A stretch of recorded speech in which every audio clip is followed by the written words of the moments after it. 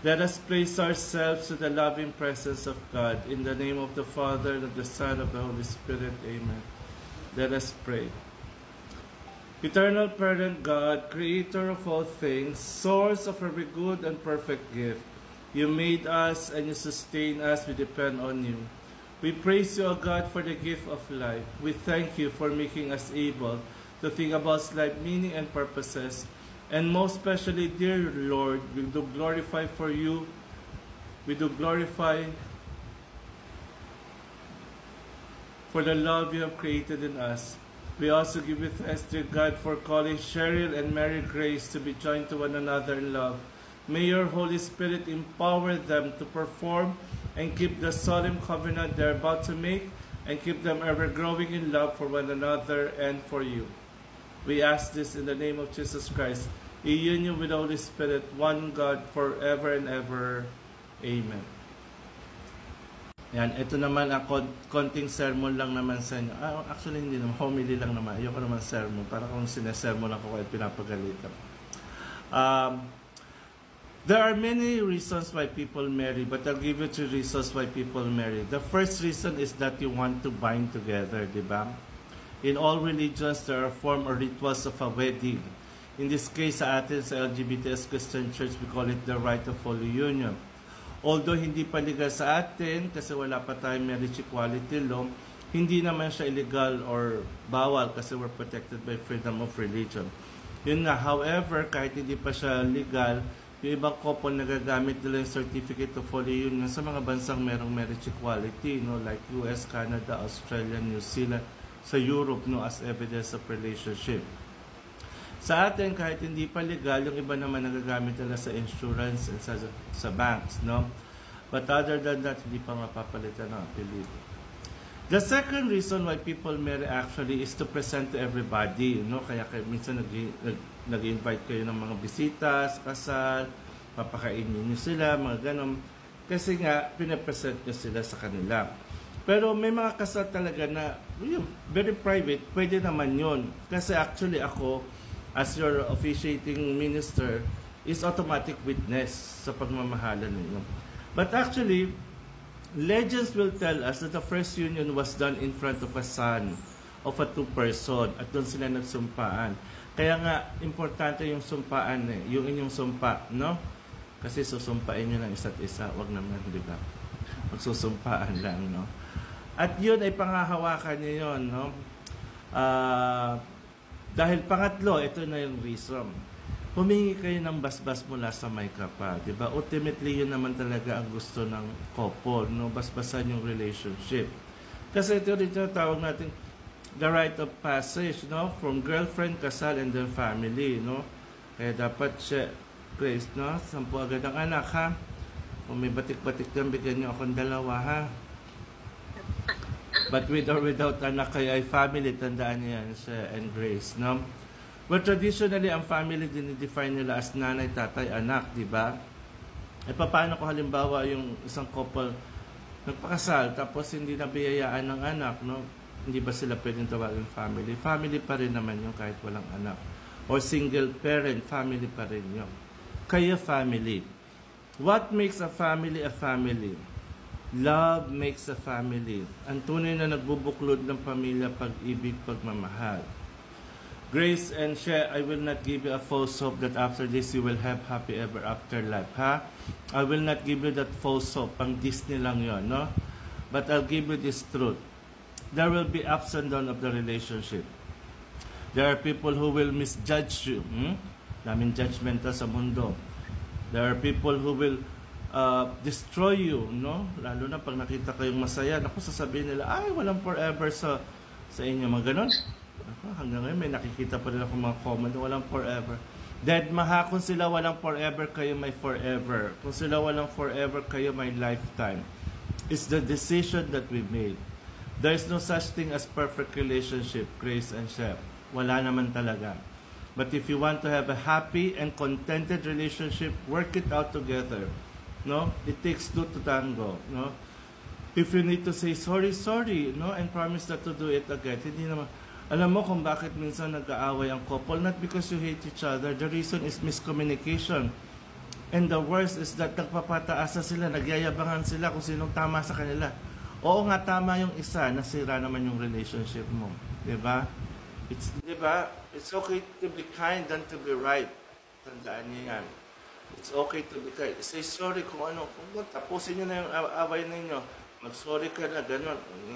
Diba? Para maging contented at happy ang relationship niyo. Last, share and grace, and this is important. Put God at the center of your lives. No, if you need to go to church, you go to church. If you need to say prayer before meals, say prayer before me. Always be thankful to God, diba? Amen. Amen. Amen. Ko muna si Cheryl. Knowing of the reason why you may not be united with Grace, do you find within you a special love for her that convinces you that you want to spend the rest of your lives together? Right. Do you also find within yourself the courage and conviction to resist the many deaths by which love can die? I do. Are you willing to love her in her unique fullness and to take the risk and to accept the vulnerability of that love again and again and again? Yes. Okay. Grace, knowing of no reason why you may not be united with Cheryl, do you find within you a special love for her that convinces you that you want to spend the rest of your lives together? I do. Do you also find within yourself the courage and conviction to resist the many deaths by which love can die? Do you also, are you willing to love her in her unique fullness and to take the risk and to accept the vulnerability of that love again and again and again?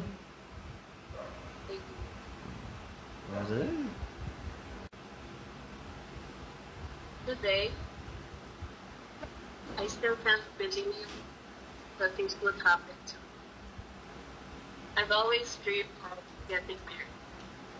So despite all the failed love stories I have witnessed from my grandparents to my parents and even my past relationships, I still believe that the Lord will need someone to spend the rest of my life.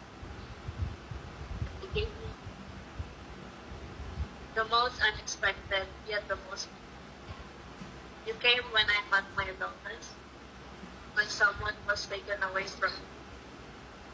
When I thought everything will fall apart, you were. I was scared I might just hurt you, but you stayed. And I'm so thankful for your patience and love. Happiness and sorry. For your love, for your happiness and understanding. I know it won't always be rainbows and butterflies. We've been through so much already. It wasn't easy, and I know there's still too much to come. But I know with the love that we have for each other, we'll get through it. You asked me what's my goal in life. Talaga mo. I did not answer. I just listened to yours because I'm waiting for this moment to tell. And this is not only my goal, it's my vow that your goal, your dream, your happiness would also be. I believe a happy marriage is understanding, agreeing to what each other think that will be good for us. I vow to be with you wherever life will take us. Through thick and thin, in sickness and in health, through pain and happiness. You will always have love. Sorry. Tapos na ang kasal, naghali ka na yung kinakasal. Aba, meron din naman pala.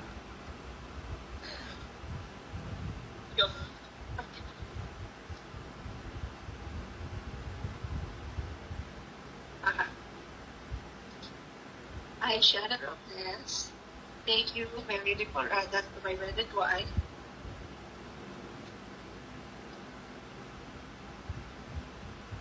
I vow to cherish you, respect you, and love you for all my days.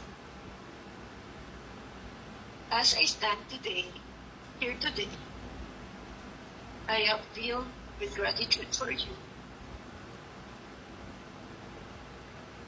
You are my rock and my confidant and my greatest blessing.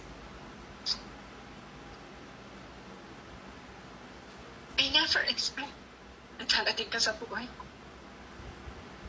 Because sa lahat ng relationship na may past before, it's all feels parang nawala na ako ng chance. And there's someone na darating sa buhay ko na tanggap yung mong pagkatao. But you're here. Binigay ka niya sa akin. And I promise, sinabi ko sa sarili ko na kanya, pag dumating yung tao na para sa akin, yung tao na dumamahal sa akin ng buong, not only with my kids.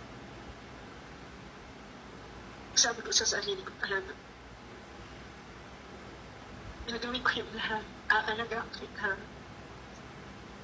Habang ng my best. Paring paramdam sa iyo kung gaano ka rin kayo mataas sa akin. You know that how much it matters. Maalaman kita kung ano bang mayroon ka. And I will always stand beside you. Wala naman mo ka. Dadating pa sa buhay na. Basta gusto ko malaman mo na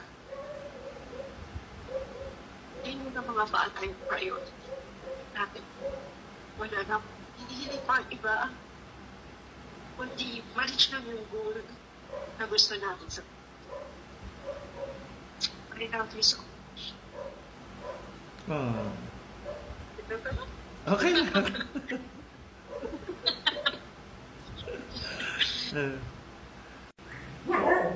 This race marks the beginning of a life journey together, a journey filled with wonder, surprise, laughter, tears, celebration, sorrow, and joy. These rings are circles symbolic of that which is without beginning or end. May these rings be to each of you as a sign and the seal of the promises you have made to each other today. And whenever you see this sign of your partner's love, know that love is precious and fragile yet strong.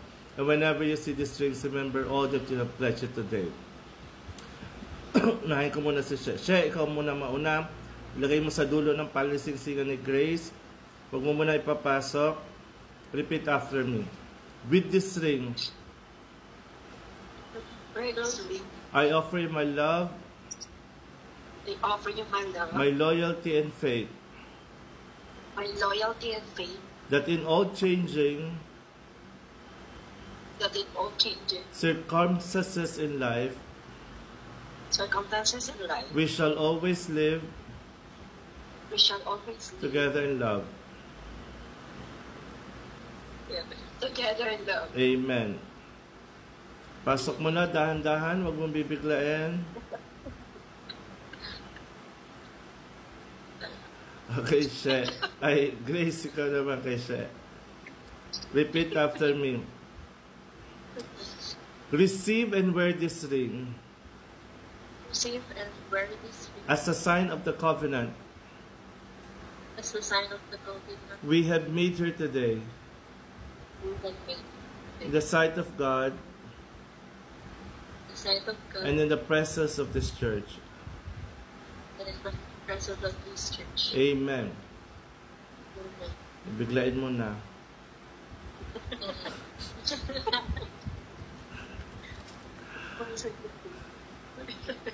Okay. Close the ceremony with this blessing, Cheryl and Mary Grace.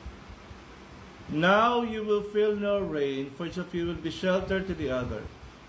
Now you will feel no cold, for each of you will be warm to the other. Now there is no more loneliness, for each of you will be companion to the other. Now you are two bodies, but there is only one life before you. Go now to your dwelling place, to enter to the days of your togetherness.